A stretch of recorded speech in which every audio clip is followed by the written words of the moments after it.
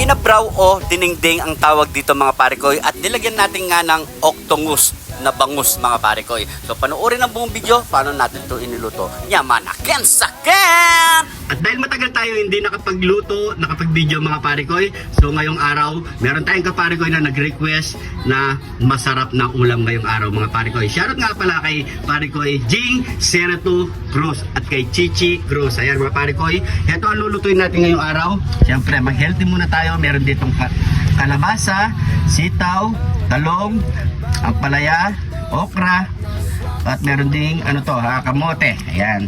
So nakaiwa na rin ng ating kamatis, sibuyas, bawang, at meron tayo ditong saluyot, bawang isda, at meron din tayo ditong isang bangus. Ito na ang ating pang breading. So ready na lahat yan mga parekoy. So unang gagawin natin itong octopus. So iwain muna natin to. Let's go. Masarap na luto, siguradong gusto mo. Jun TV, Jun TV, tikman mo na to. Yaman again sa akin. Jun TV, Saya sa pagkainan, Jun TV, pamilya at barkada ay nakakasiyahan. Jun TV, Sa bawat lutong inihahain, sarap at saya'y walang kapantay rin. Home, home, home. simpleng sangkap, simpleng paraan. Pero lasa'y siguradong panalo riyan. Sa bawat video na mapapanood, Mga parekoy, so i-breadings na lang natin to.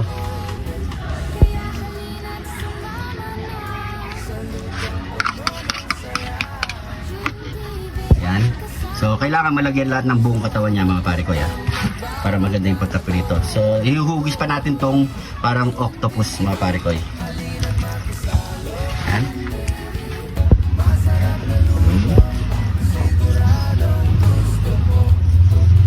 Forma na natin ng hugis dalamay.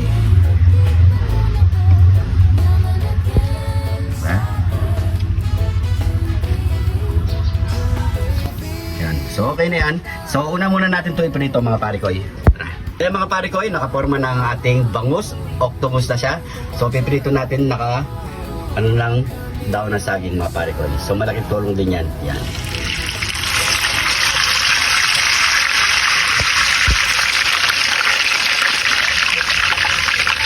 Konti na lang tayo maprito mga parekoy.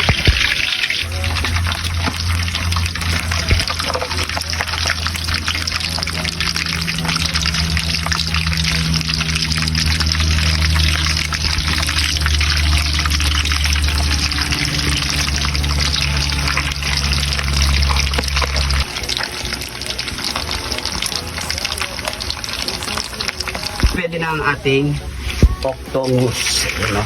So set aside muna natin yung mga parekoy, tapos luluto na natin yung gulay natin. So yan. Sabi muna natin yan. So yan. So luluto na natin tong gulay natin. Ang luto dyan mga parekoy, tinatawag nilang sa Kapampangan o abraw. Sa Nueva Ecija naman, dinengdeng. So yung mga parekoy, gawin na natin yan. Let's go. Sibuyas,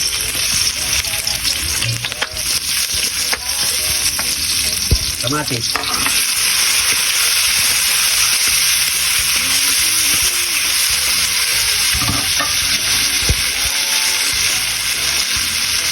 ilagay na natin yung bagong isda. Yan.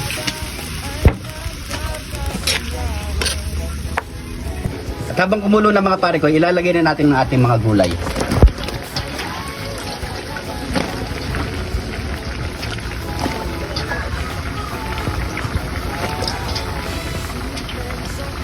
Saluyot.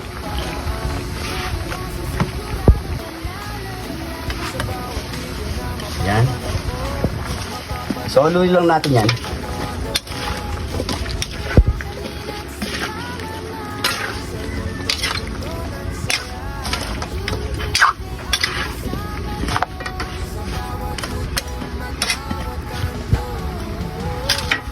Pinagugasan ng bigas ang ating isasabaw.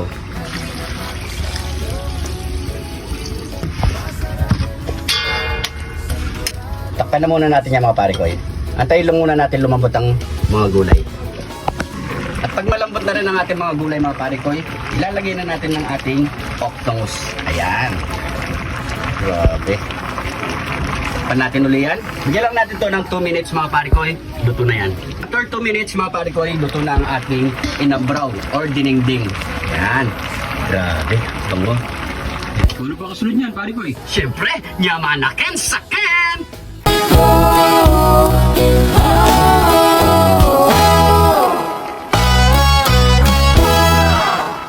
Thank you Lord sa masarap na pagkain. Bigyan niyo po sana ng kalakasan sa katawan. Amen.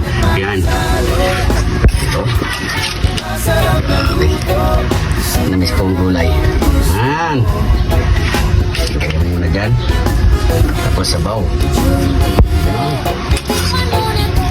Ito na natin titikman. Tikman na natin.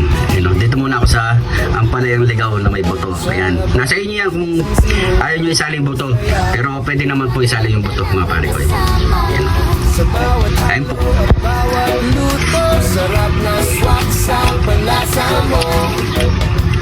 Naman na kaya. Sakyan. Sarap. Grabe. Alam.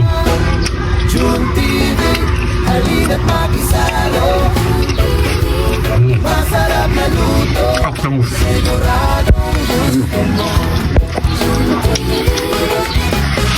Yun o. Wala nang himay-himay. Subo na lang.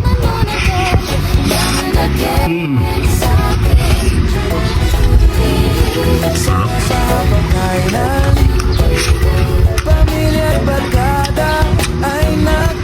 Masarap pag may saluyot. Lalo na pag maraming saluyot mga pare ko.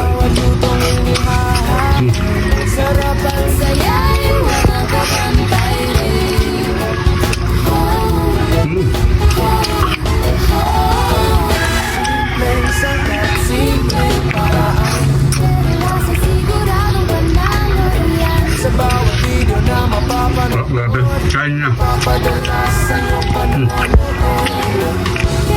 So yung mga pare ko, kakain pa kami ni cameraman. Maraming salamat sa panonood. Paki-follow na lang po kung di pa naka-follow and share mga pare ko. Maraming salamat po sa panonood. Ingat po kayo lagi dyan.